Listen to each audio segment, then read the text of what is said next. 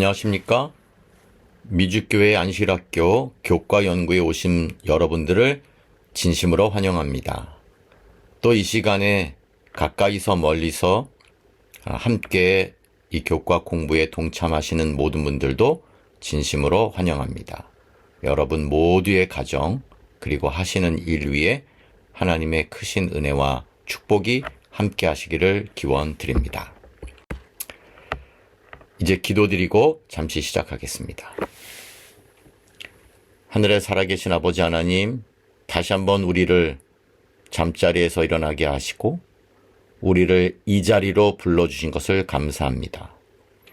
하나님의 말씀으로 매일의 삶의 양식을 삼게 하시고 그 말씀에 따라 살게 하시며 그 말씀에 의지하여 승리하도록 허락해 주시옵소서.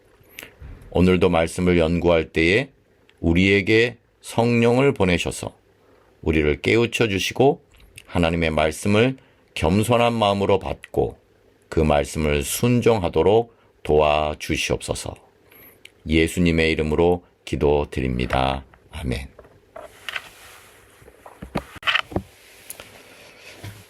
계속해서 이번 주 회개와 용서에 대하여 공부하고 있습니다. 특별히 기억절에 있는 말씀을 읽겠습니다. 요한일서 1장 9절입니다.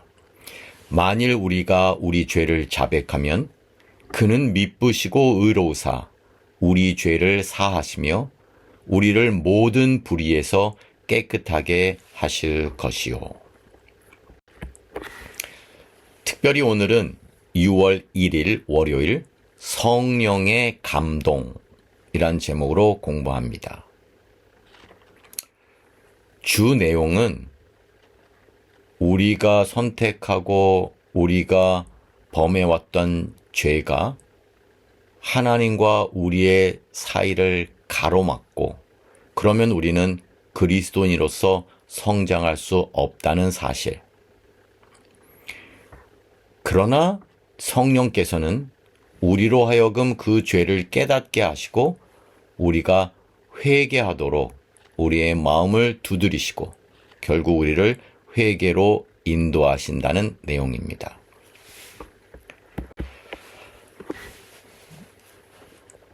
자, 먼저 분명한 사실이죠. 우리가 선택한 죄가 결국 하나님과 우리의 사이를 가로막고 그러면 우리는 하나님 안에서 성장하는 일을 멈춘다는 것입니다. 여러분, 한 사람이 아름다운 정원을 가꾸고 있었습니다.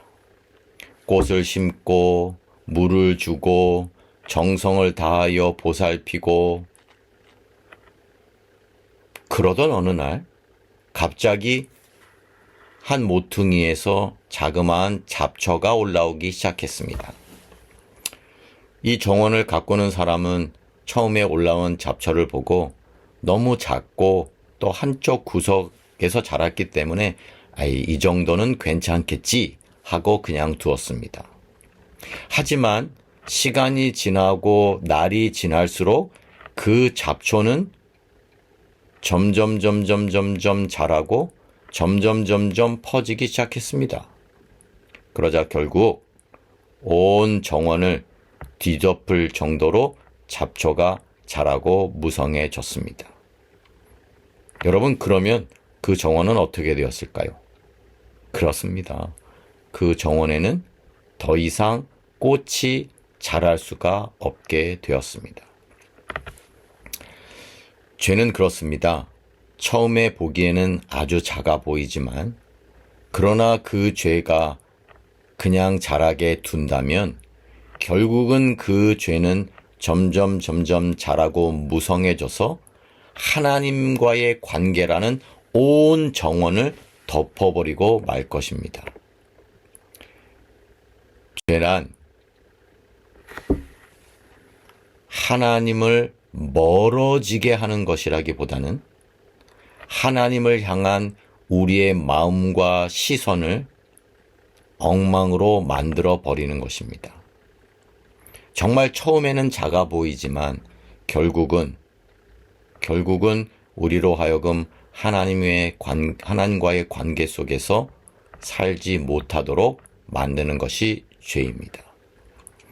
그러므로 죄는 결국은 관계를 끊고 반드시 우리의 성장을 멈추게 합니다. 그러나 여러분, 여기 복음이 있고 여기 약속이 있고 여기 허락이 있습니다. 성령께서 우리로 하여금 죄를 깨닫게 해주시고 그래서 우리가 성령의 이끄심에 따라 죄를 깨닫게 된다면 또한 성령의 감동하심으로 우리가 깨달은 그 죄를 회개할 수 있다면 우리는 회복될 것입니다. 이 일을 하시는 분이 성령이시죠. 그래서 성령께서 우리 죄를 깨닫게 하시고 우리를 회개로 이끄시며 결국 우리로 하여금 회개할 수 있도록 도우시는 분이십니다. 여기 교과책 138쪽에 이렇게 기록하고 있습니다. 성령님은 종종 우리가 범한 죄를 생각하도록 우리의 마음에 감동을 주신다. 이런 감동으로 우리의 마음이 움직이다가도 왜 그렇게 행동했는지 정당화하다 보면 그 작고 세미한 음성을 외면하기 쉽다. 성령이 하는 역할은 죄에 대하여, 세상에 대하여 책망하시는 것이다. 하나님께서 주신 놀라운 선물이 아닌가. 하나님과 동행하는 삶에 어느새 스며든 거리감을 회복하기 원한다면 우리에게 이러한 죄의 깨달음이 필요하다. 교과 오늘 말씀은 마치면서 시대의 소망 300쪽에 있는 말씀을 인용합니다. 우리는 흔히 우리의 악한 행실이 자신에게 좋지 않은 결과를 초래하기 때문에 슬퍼한다. 그러나 그것은 회개가 아니다. 죄를 진정으로 슬퍼하는 것은 성령의 역사의 결과이다. 성령께서는 구주를 모욕하고 슬프게 한 감사하지 아니한 마음을 드러내어 우리로 십자가 밑에서 통회하게 하신다. 모든 죄로 말미암아 예수께서 다시 상처를 입으시는 바 우리는 그리스도께 고뇌를 안겨준 죄로 인하여 슬퍼하게 된다. 이러한 애통이 죄를 버리게 하는 것이다.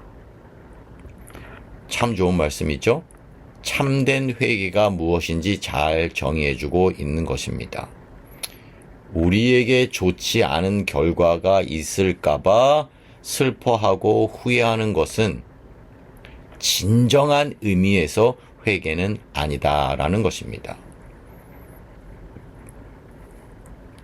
대신에 우리의 죄로 인하여 그리스도께서 상처를 입으시고 고난을 받으시고 심지어 죽음에 이르렀다는 것, 그 사실을 애통하는 것, 그래서 그 애통은 우리의 죄를 버리게끔 우리를 돕게 하는 상태, 그 상태까지 이른 것이 참된 회개라 말씀을 주고 있습니다. 계속해서 부조와 선지자 405쪽에 있는 말씀도 읽겠습니다.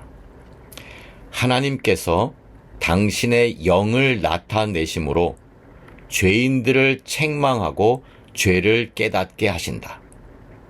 그러나 성령의 역사가 마침내 거절당하면 그분께서는 더 이상 그 영혼을 위하여 아무것도 하실 수 없다. 하나님의 긍휼의 마지막 방편이 끝난 것이다. 범죄자는 하나님으로부터 끊어지고 죄는 그 자체를 치유할 방법이 없다. 그 이상 더 죄인으로 하여금 죄를 깨닫게 하고 회개하게 할 수 있는 하나님의 능력이 남아있지 않다. 버려두라는 것이 하나님의 명령형이다. 사랑하는 여러분, 성령님이 하시는 일, 우리의 죄를 깨닫게 하고 우리로 하여금 회개하게 하시는 일입니다. 그 역사는 오늘도 우리 마음속에 있습니다.